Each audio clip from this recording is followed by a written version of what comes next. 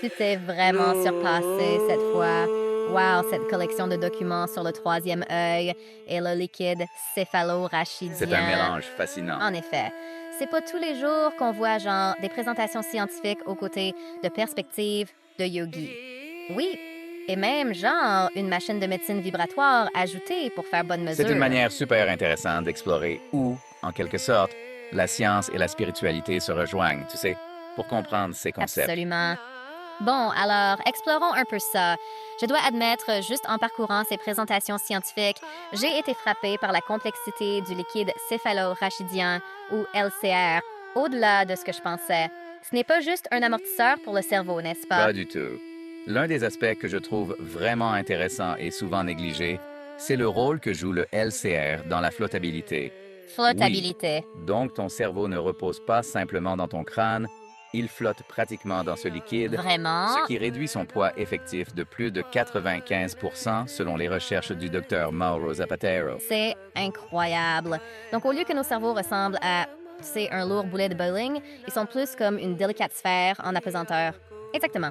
C'est-à-dire, ça doit être crucial pour protéger un organe si complexe. Absolument.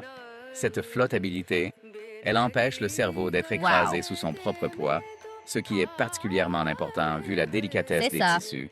Et ce qui est encore plus fascinant, c'est d'où provient ce liquide vital. D'accord, tu dois me dire d'où ça vient. D'accord. Alors, imagine-toi de retour dans le ventre, entouré de liquide amniotique.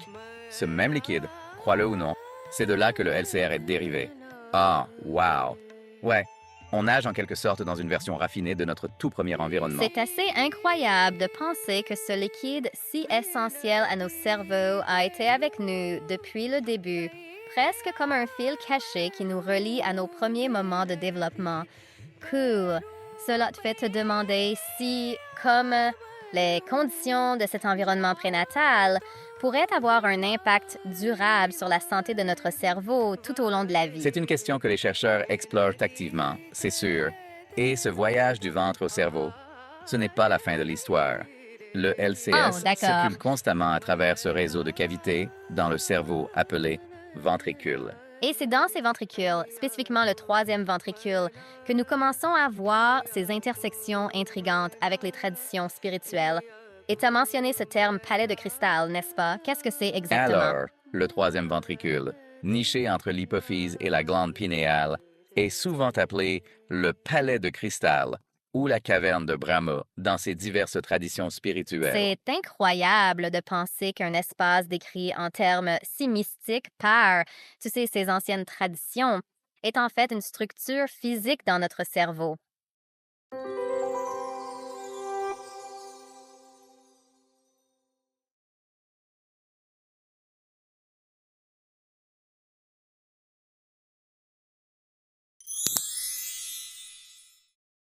Que savons-nous de la fonction de cette zone, scientifiquement parlant? Eh bien, pour commencer, son emplacement est extrêmement important.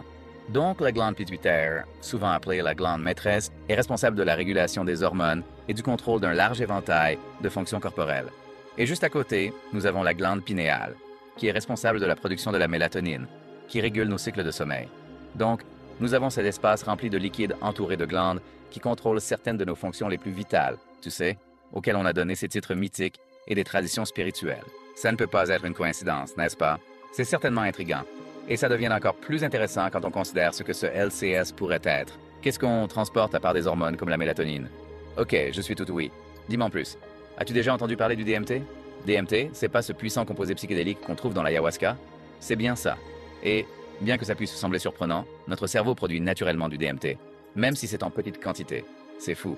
Que fait un puissant composé psychédélique dans notre Comme en cerveau? train d'agir dans notre cerveau. C'est une question qui intrigue les scientifiques, mais certains croient que le DMT pourrait être lié à ces expériences mystiques spontanées que certaines personnes rapportent, même sans substances externes, ainsi que les rêves, et peut-être même les expériences de mort imminente. Donc, on a ce fluide vital qui circule dans un espace chargé de signification spirituelle, transportant non seulement des hormones, mais potentiellement un puissant composé psychédélique.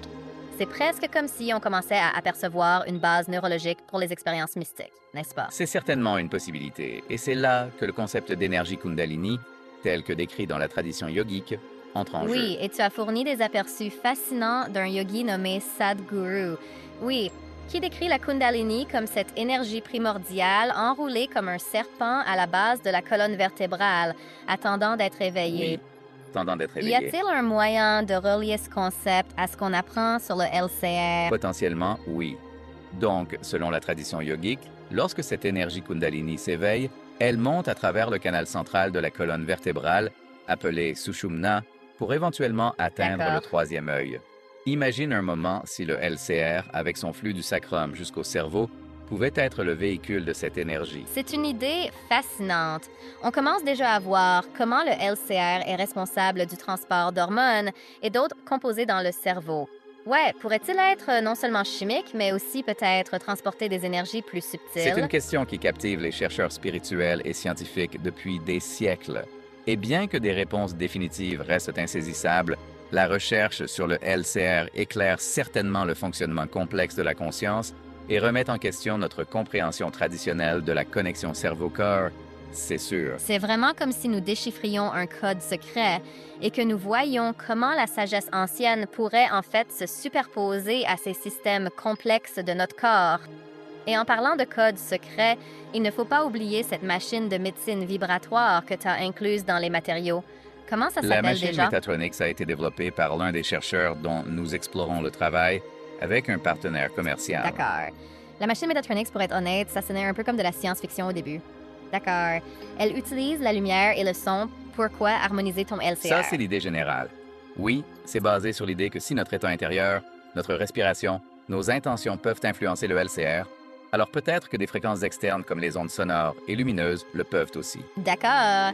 Alors, au lieu que nous changions consciemment notre respiration pour impacter le flux de LCR, cette machine ferait l'influence.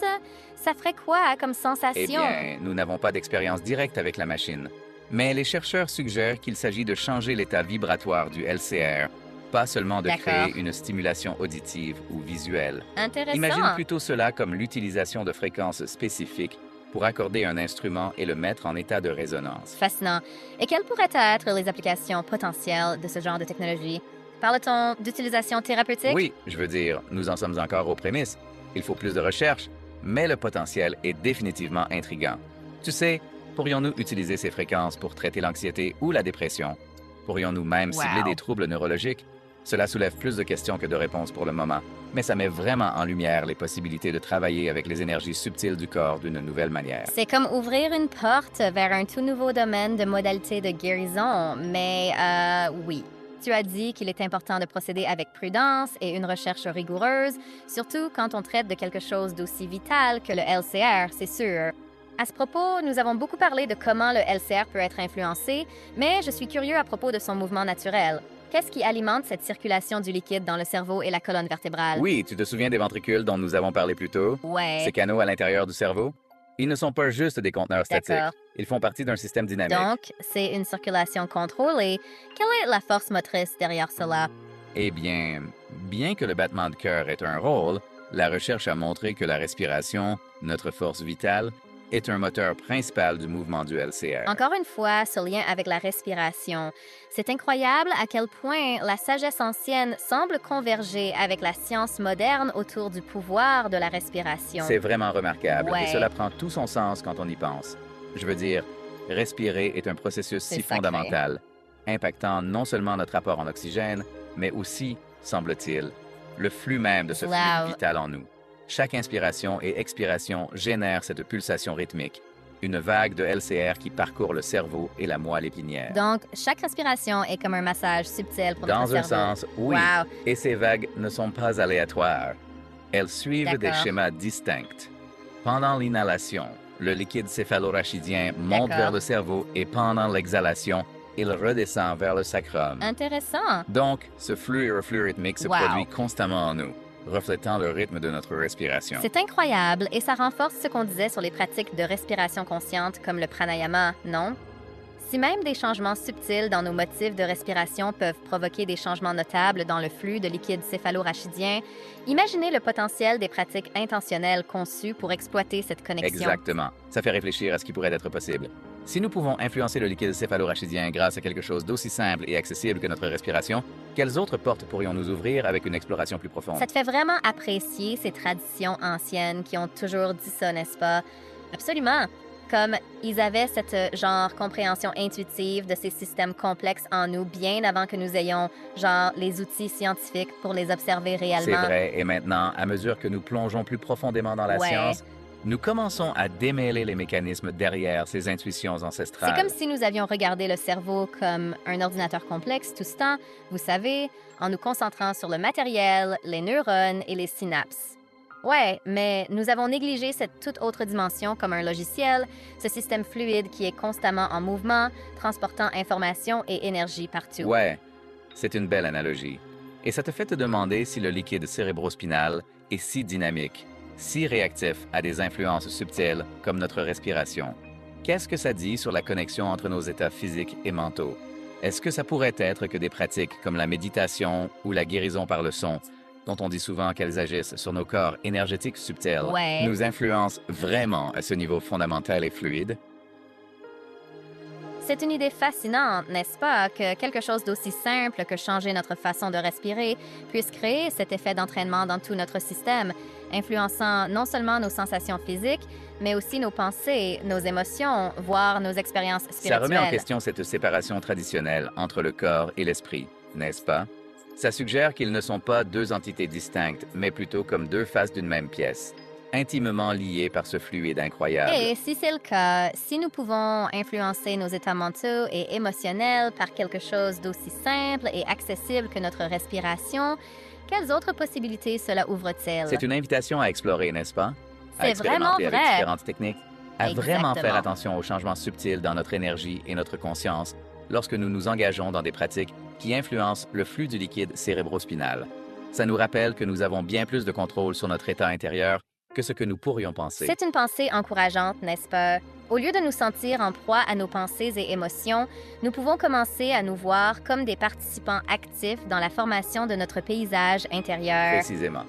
Et qui sait, en continuant d'explorer les profondeurs de ce système fluide et sa connexion à la conscience, nous pourrions découvrir des moyens encore plus profonds d'améliorer notre bien-être, d'élargir notre conscience et d'accéder à ces dimensions plus profondes de nous-mêmes qui ont toujours été là, attendant d'être explorées. C'est comme si on nous avait donné une carte au trésor, mais au lieu de mener à de l'or enterré, elle nous guide vers l'intérieur, vers les trésors cachés de notre propre Une être. carte au trésor qui se déplie sans cesse, révélant de nouvelles couches et dimensions à chaque découverte.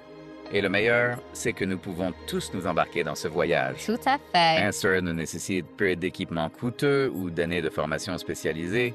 Il suffit d'avoir la volonté d'explorer, de prêter attention et de respirer. Alors, à notre auditeur, si cette exploration a éveillé votre curiosité, si vous vous sentez inspiré pour explorer ce lien entre le liquide céphalorachidien, la conscience et le bien-être, sachez que vous avez déjà tout ce qu'il faut pour réussir. Vous avez tout ce qu'il faut. Commencez simplement par remarquer votre respiration. Ressentez le mouvement de votre poitrine qui monte et descend, le flux doux de l'air qui entre et sort. Vous pourriez être surpris de ce que vous découvrirez. Et souvenez-vous, ce n'est que le début de l'exploration. C'est vraiment le cas. Plus nous plongeons dans les mystères du liquide céphalorachidien, plus nous découvrons de questions. Peut-être que votre propre voyage d'exploration mènera à de nouvelles idées, de nouvelles pratiques, de nouvelles compréhensions qui peuvent contribuer à ce domaine de connaissances en constante évolution. C'est comme si nous avions ouvert la porte à un tout nouveau monde. Et l'invitation est là pour quiconque souhaite passer la porte et explorer à quel point ce voyage a été fascinant. C'est vraiment le cas. Fascinant.